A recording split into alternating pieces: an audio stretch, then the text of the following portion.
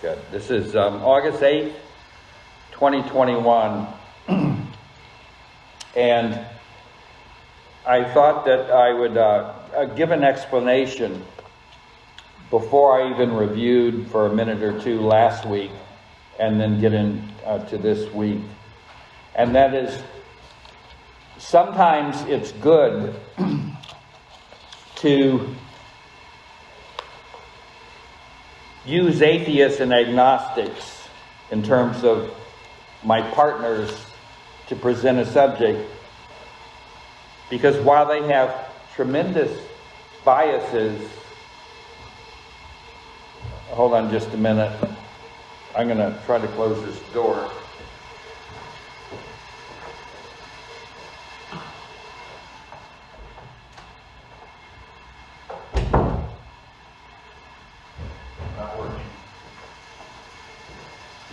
While they have tremendous biases, contrary to what you're taught in school, they nevertheless, when they present something fairly, they carry a lot of weight, especially with those people who are not believers.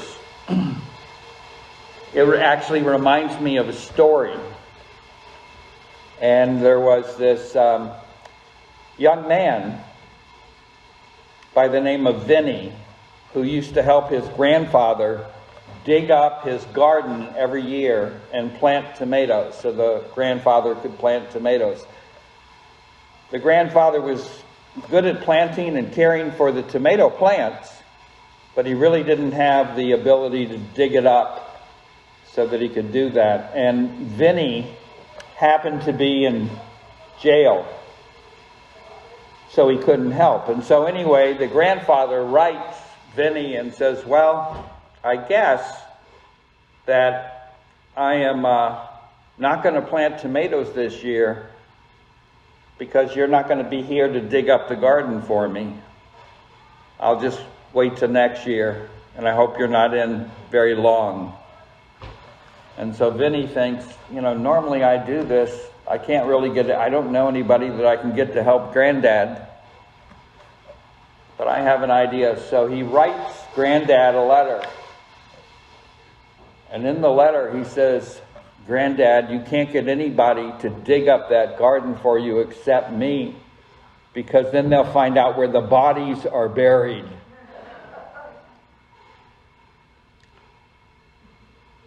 And at 4 a.m. the next day, there's a whole bunch of FBI agents out there digging up the garden.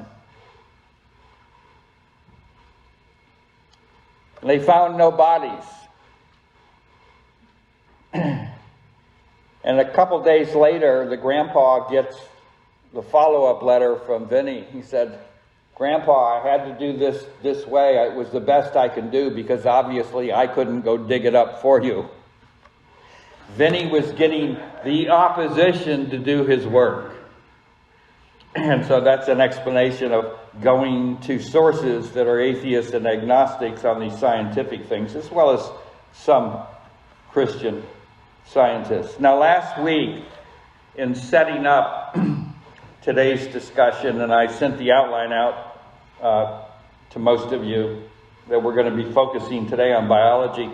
Had I known our two twins would have been here today, I would have gone immediately to mechanical engineering and electrical engineering and architectural engineering. But we can wait on that since they're going to tune in next week. Today will be on biology. But last week, what we talked about was a number of eminent atheists, such as Stephen Hawking and others, who talk about the anthropomorphic principle, that it does not just appear that the universe had a designer, but that the design was anthropomorphic. It was if, as one of these non-believing scientists put it, non-Christian, not even a theist, as one of these scientists put it, it was if the creator agent intended beings like us for life. That was Stephen Hawking's quote. And you remember that Dr. Jastrow, who was the head of NASA theoretical research and space exploration and many, many other things, probably the most famous astronomer in American history, how he said that, and he is not a believer, he's not even a deist, but he said that this universe had to have been created by a supernatural, unbelievably intelligent agent. And he said, you know, when we look at what we feel, what we believe to be the fundamentals of what had to take place in creation, it's very much like Genesis chapter 1. We differ only in details. He said that in his book, The Enchanted Loom, and many other things. And I think I also pointed out that Albert Einstein, when confronted with chaos theory and some of the innovations that were coming in, and he hadn't lost a step, a mental step, still as sharp as a tack. He said, you know, the God that created this universe doesn't do it through chaos. It may appear to be chaos for us, and we can call it chaos theory, but it's not chaos to him. And on and on. I mean, I had to choose from about 50 different quotations. So I tried to pick people that would be well known: Albert Einstein, Stephen Hawking, Jastrow, many, many others. Today I wanted to concentrate on biology and what the biological science tells us. And so I go to two atheists, Dr. Fred Hoyle and a guy from Sri Lanka, which you may have learned is Ceylon. He went to the University of Ceylon and then to Cambridge for his Ph.D. and so forth. His name is Nalin Chandra Wickramasinghe. And he worked with Dr. Fred Hoyle, and we'll get to some others. Dr. Hoyle, if you're not familiar with him, he was a brilliant mathematician, and he was a brilliant astrophysicist an astronomer by choice. And one of his co-workers on nucleosynthesis and on the abundance of carbon in the universe and how that had to take place in order for there to be life when nobody could figure it out, and he figured it out. One of his co-workers received the Nobel Prize for that. He was not nominated because of political reasons, because he believed there had to be a designer for creation. He was very outspoken about that, even though he didn't believe in God. And so on. At any rate, Dr. Fred Hoyle wrote a book with this fellow from Sri Lanka. It's called Evolution from Space. And the reason it's called Evolution from Space is because Dr. Hoyle believed that he had demonstrated, so that it could be without argument, that evolution on Earth was absolutely impossible. Life could not have arisen on Earth. And when he considered all of the things that are necessary for a cell, a single living cell, to form, and the environment in which it would have to survive, and its ongoing relationship in that environment for food and everything else. He and his colleague, Dr. Chandra Wickramasinghe, postulated that the chance of that happening was 1 in 10 to the 40,000th power. Now, for those who do not remember their science or their math, because it's been many years, let me just give you an idea of what that number represents. Okay, if you count the seconds, 60 seconds to a minute, 60 minutes to an hour, 24 hours in a day, 365.2425 hours in a year. If you count the seconds of what modern astrophysicists, astronomers, paleontologists say is the age of the universe, or so forth, at about 13.77 billion years, then you have something like 10 to the power of 15 to 18. If you count all of the atoms in the universe, all of the atoms in the universe, that's all the atoms in every star. Now, there are hundreds of billions of galaxies, and each galaxy has hundreds of billions of stars.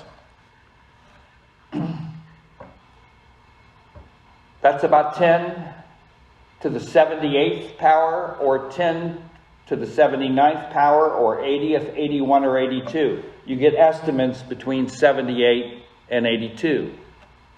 Well, you say, what does it mean to the power of? That's 10 times 10 is 10 squared, 10 to the power of 2. Do you understand?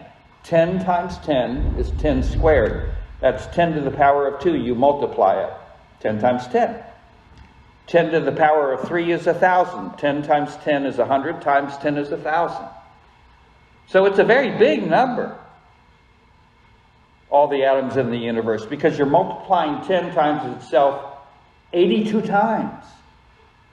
And so what did these two scientists, these two atheist scientists say? They said that the chance of a cell forming with all of the ancillary requirements for that cell to survive was 1 to 10 in the 40,000th power. That's 10 times itself 40,000 times.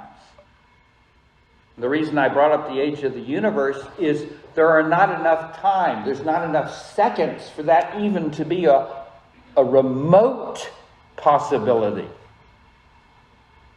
Not even a remote possibility. And Fred Hoyle and Dr. Wickramasinghe write, therefore, that it is absolutely impossible that life could have begun on Earth.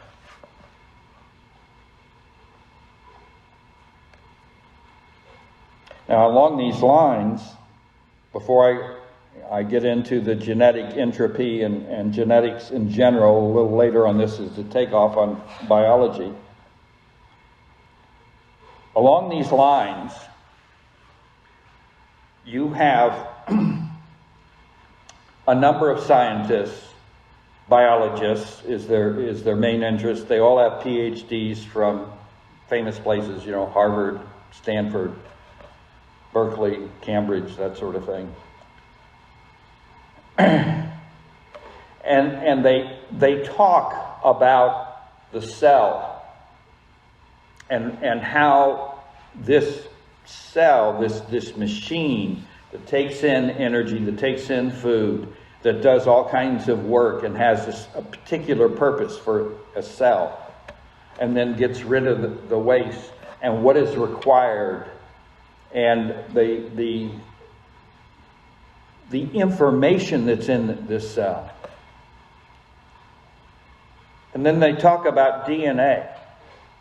And when they get up, and the same thing, when you go to the component of the cell, you get things like that 10 to the power of 451, or if this piece of the cell evolved, it's 10 to the power of 130, 10 times itself, 100, just for that. But if you take all of these things, it's 10 to the 40,000s, 10 times itself 40,000 times. They get into the information in DNA.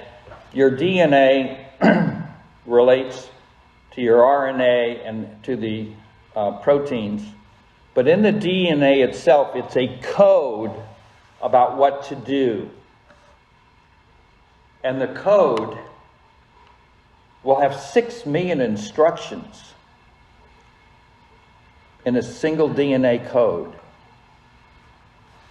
And you have enough DNA in your body. You have 50 to 60 trillion cells. I'm probably at 65 trillion cells, but I'm working on becoming 50 trillion cells. You have enough DNA that if you roll it out, this microscopic code for all of my cells, cells in the bone, cells in the blood, and so forth, cells in the brain. It's 744 miles long for one person. 744 miles of code. That's enough to go to the moon 3,000 times. That's enough to go to the sun. The moon's 250,000, 225,000 miles away. The sun is 93 million miles away. You can go to the sun 8 times. That's how much code is in each human being. And these scientists talk about how it cannot happen over time. And then they talk about the different parts of the cell, and I won't go into the scientific language and the amino acids and the other things that involve that, but the point is they talk about how the cell, in order to live, it all has to be simultaneously created, or created very shortly, sort of like if you buy lunch meat and it's bad on the 3rd day. It's got to be very, very time short created. And it has to have an environment that supports it completely, or it wouldn't survive. And they began to go into that for all parts of life, the biology section. But they even go into it for what makes the environment, even inanimate objects. And the conclusion across the board is that, hey, we have a problem here with evolution, because we can't take it has to be made virtually fully functional and in a fully functional environment, or it would die. Even at the simplest level, we go down to yeast, we go down to the simplest bacteria and so forth. And again, when they go into the study of bones and how they're interrelated with the ligaments and the tendons and all this kinds of stuff, you get this 10 to these phenomenal powers. One of them was 10 to 9,700. 10 times itself, 9,700 times, just for one aspect of this. One aspect.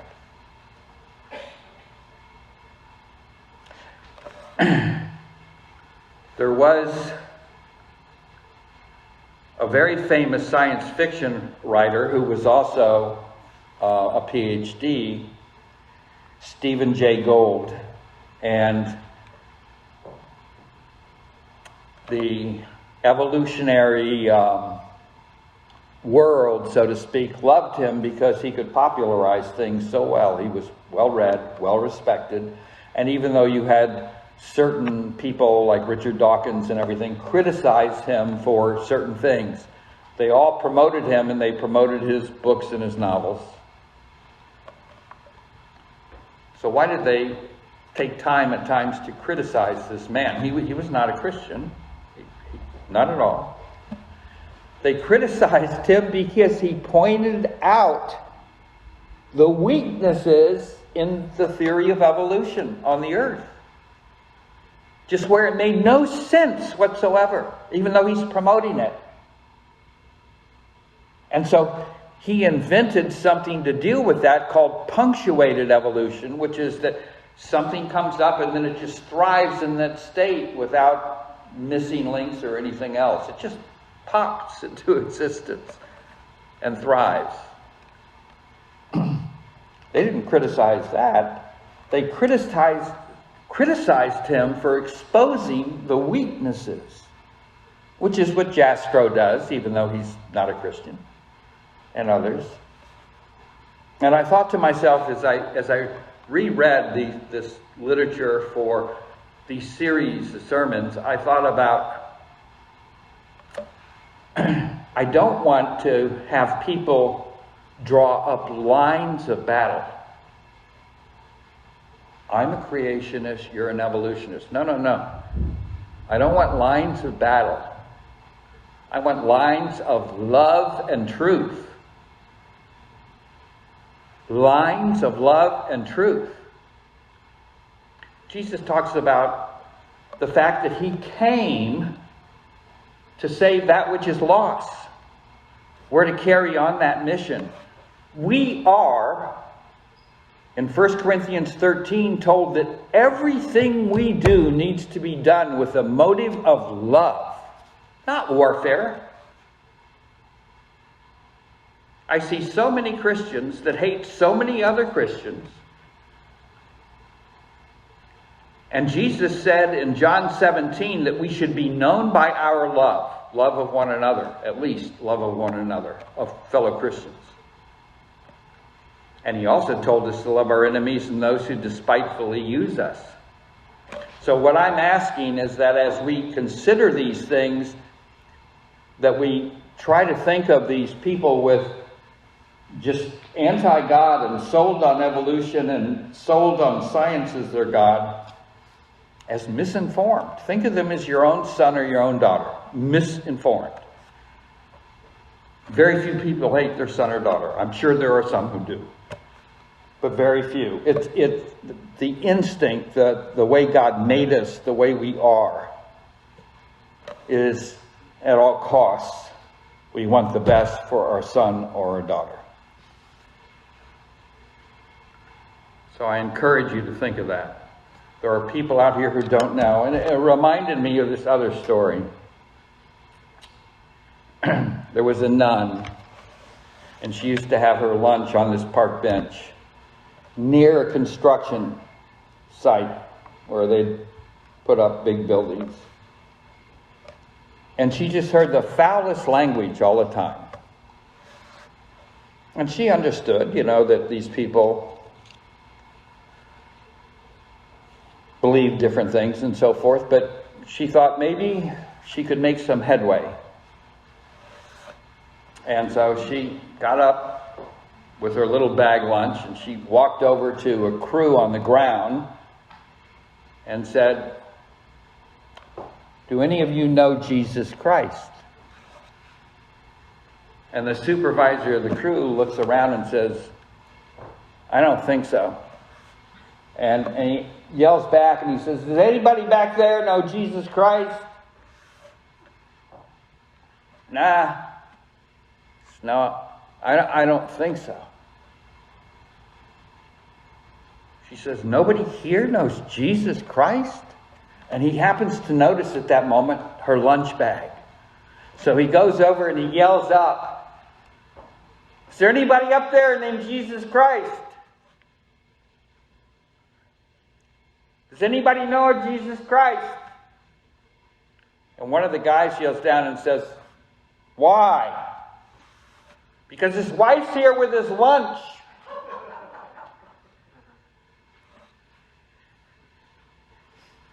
We often overestimate how much people know. I mean, they have strong opinions. They're wrong, and we know they're wrong. I think we need to prayerfully, lovingly seek to make headway, realizing that they're misinformed and maybe even blinded. And some of them by choice, some of them by choice. What was really interesting is that Richard Dawkins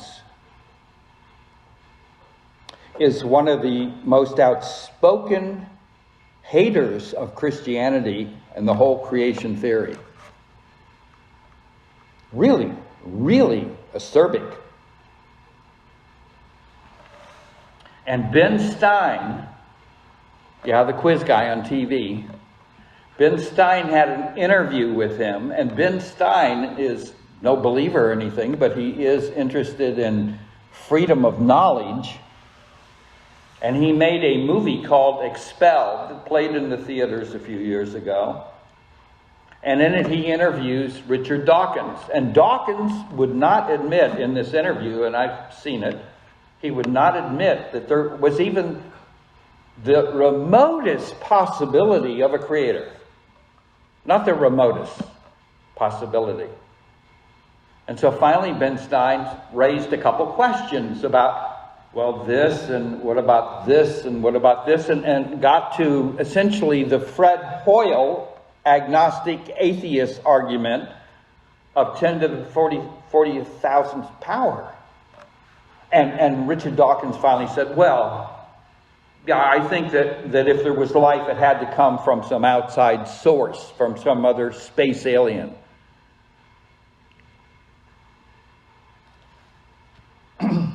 But it took a lot of interrogation.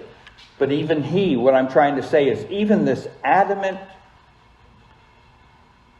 crusader against the church, against creation, against the concept even of design, with Ben Stein, not a Christian, Ben Stein's patience, he finally opened up a dialogue along those lines. Now I want to go from the complexity of the cell and the DNA and how it's not known and not understood to something else that people don't realize. Genetics, within the broad scope of biology, genetics is a scientific field that is really only coming to its own in the 20th century. That's the 1900s, even though it was discovered several hundred years before then. And it runs contrary to all the evolutionary theory.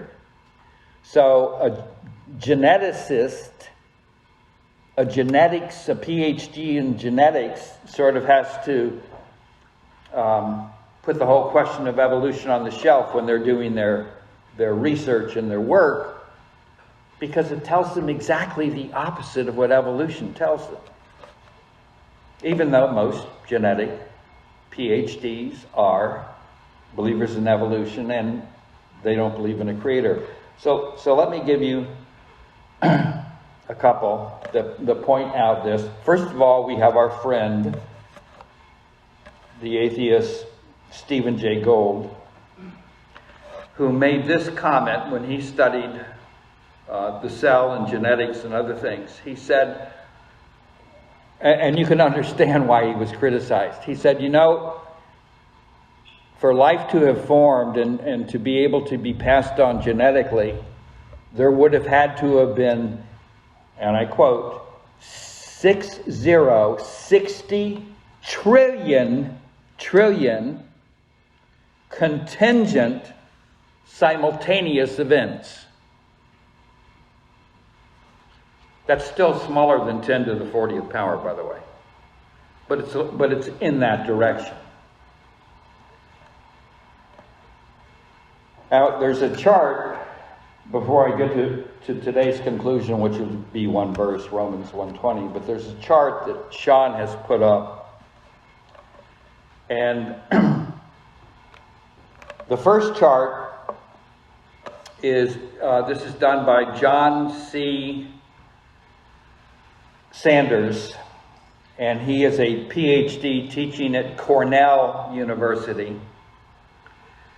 And this chart shows the increase in mutations, 99% of which, or greater, are harmful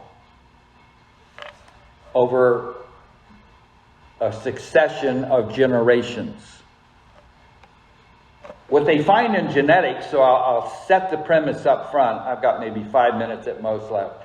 I'll set the premise up front. What they find in genetics is that when you start with something, just like the second law of thermodynamics, because of mutations, it decreases over time. And now we're talking about human genetics, and you can see the rise of mutations and their negative effect over a period of generations. In contrast, the second slide is what is called the human fitness evaluation. And so you see, if you go back to the time of Noah, essentially, if you go back to the time of Noah, after 200 generations, you've gone from about a 99% purity down where you're approaching in the next 100 generations or so, the inability to reproduce. There's another slide I didn't include in there, which follows the degeneration of the species of humanity because of mutations over 300 generations. Now, let me put this in terms of years. When you're dealing with a generation, that you're looking not at the man, but you're looking at the woman. How old is she when she reproduces a generation? And so for many years, that woman's going to be about 15 years old. It's going to be a few years after puberty. So when you're talking 200 generations, it's 200 times 15 on average, or 200 times 20. And so you can see very clearly that you're dealing with thousands of years, not hundreds of thousands of years or millions of years. Now, I want this to sink in, because this has been peer-reviewed. And what that means in the peer review is that other qualified scientists have done the same study and come to pretty much the same conclusions. What this is saying,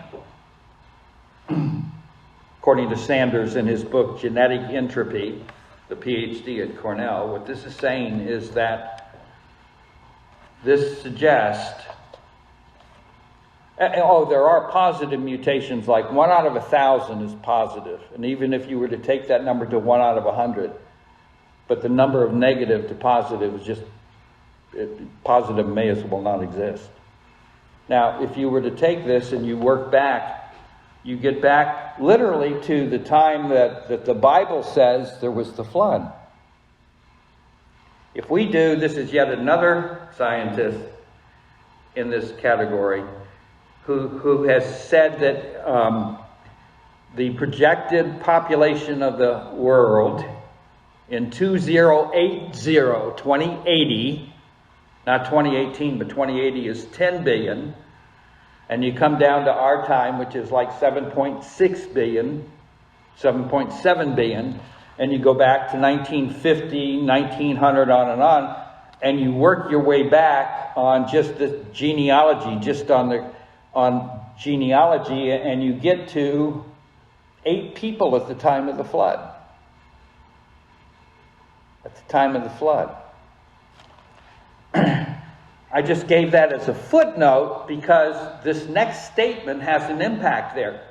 The genetics studying human genetics takes this back to the same time, the time of the flood, about 2,500 BC, and it projects the ability of humans to procreate, to reproduce, for maybe another 1,200 years, 1,300 years, at which point that scale, that second scale, if you were to extend it out to 300, 350 generations, you lose that ability. Because that specific part of the genetics is studied, and it's been declining at the rate on average of 1% a year. Now, it could slow down, but it hasn't so far. Now, the last slide is very interesting. And in conclusion, I want to talk about Romans 1:20, but this last slide is very interesting because the actual lifetimes described in the Bible of how long Noah lived, and then how long Noah's sons lived, and then their sons, and so forth and so on, that is called a biological, a genetic curve that people at that time wouldn't have known anything about. In other words, if they were just making up these dates, it's like saying, I'm making up a formula that turns out to be the formula for E equals mc squared. It's the perfect, it coincides completely with what the study of genetics or genealogies and other biological sciences point to. That's when you read sometimes in an advanced textbook that there are things that point to young, but there are many things that point to old. Well, they don't go into detail. This is one of the details.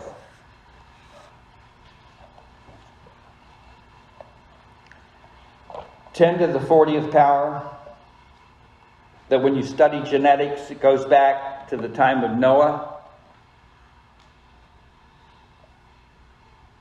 You have these atheists saying life could not have begun on this planet. No, just no way. And so that gave rise to what's called Panspermia, which is that either aliens or living things that must have started in some other environment, that it would be easier to understand how it started, but it had to start by a supernatural. Don't think God.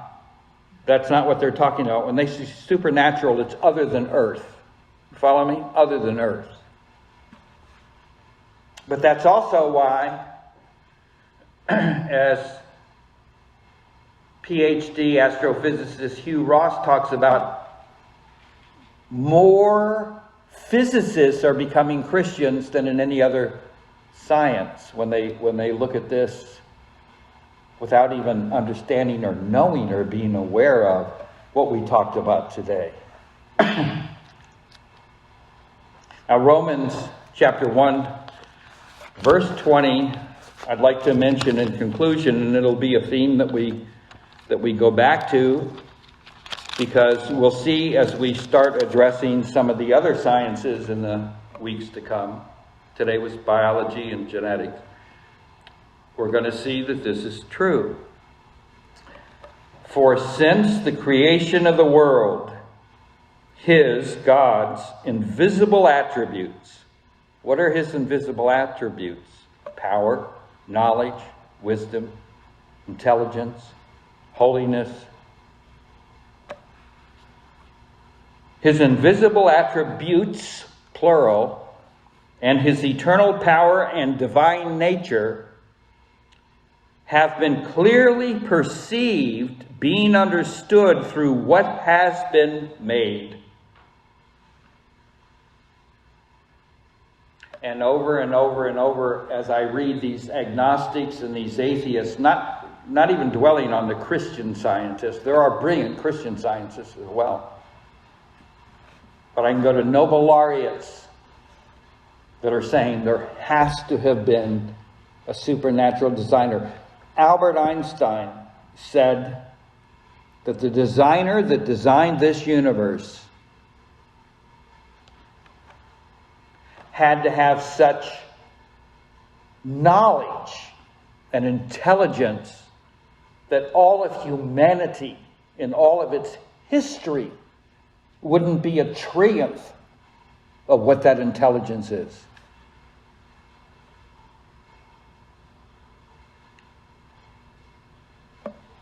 These are scientists like Hawkins, like Penrose, like Einstein, like Fred Hoyle, Jastrow, and on, that have come to recognize there must be a designer that's supernatural, super intelligent, and super powerful. Next week we'll be talking about another single discipline. God bless you all. Amen and amen.